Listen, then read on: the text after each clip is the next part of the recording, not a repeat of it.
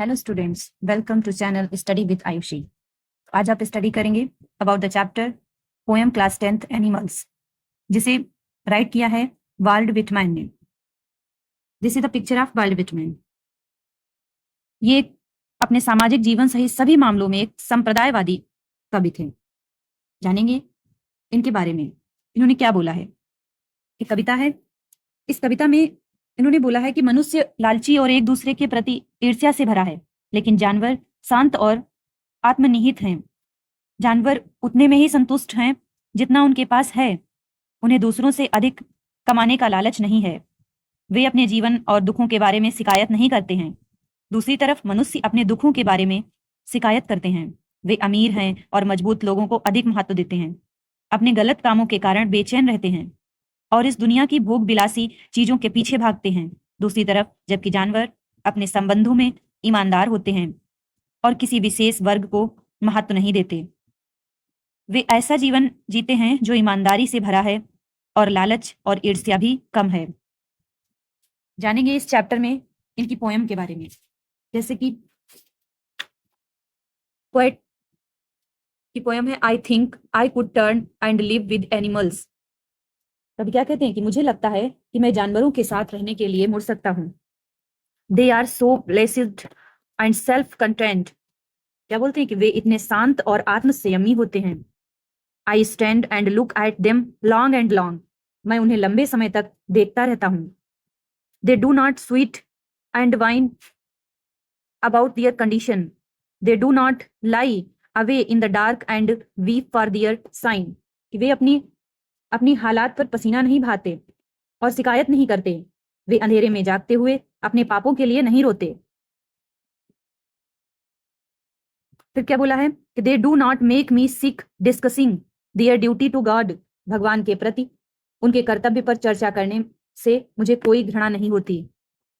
Not one is dissatisfied, not one is demented with the mania of owning things. कोई भी संतुष्ट नहीं है, कोई भी चीजों को अपने पास रखने के जुनून से पागल नहीं है। And not one kneels to another nor to his kind then lived thousands of year ago. ना तो कोई दूसरे के सामने घुटने टेकता है और ना ही अपने उन पूर्वजों के सामने जो हजारों साल पहले रहते थे। नॉट वन इज रिस्पेक्टेबल और unhappy over the whole world. इस पूरी पृथ्वी पर ना तो कोई सम्माननीय है और ना ही कोई दुखी। So they show their relations to me and I accept them. इसलिए वे मुझसे अपने संबंध दर्शाते हैं और मैं उन्हें स्वीकार करता हूँ। They bring me tokens of myself, they evince them plainly in their possession. वे मेरे लिए मेरी पहचान के प्रतीक लाते हैं। वे उन्हें अपने पास स्पष्ट रूप से प्रदर्शित करते हैं। I wonder where they got those tokens. मुझे आश्चर्य है कि उन्हें ये टोकन कहाँ से मिलते हैं।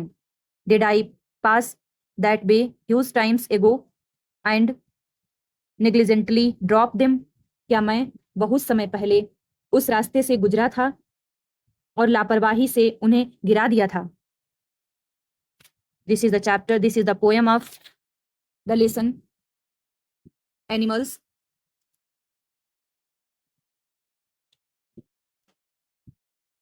Learn these meanings given here and questions. See and try it. A vision of contentment. संतोष की एक दृष्टि कि कभी जो है वो कैसे संतोष करता है। तो कभी कहता है कि I think I could turn and live with animals. They are so placid and self-content. कि मुझे लगता है कि मैं जानवरों के साथ रहने के लिए अपना घर बदल सकता हूँ। वे इतने शांत और आत्मनियंत्रित होते हैं।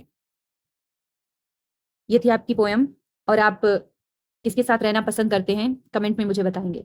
और इस तरह से इजी वे में पोएम को समझने के लिए जुड़े रहिए हमारे साथ स्टडी विद आयुषी।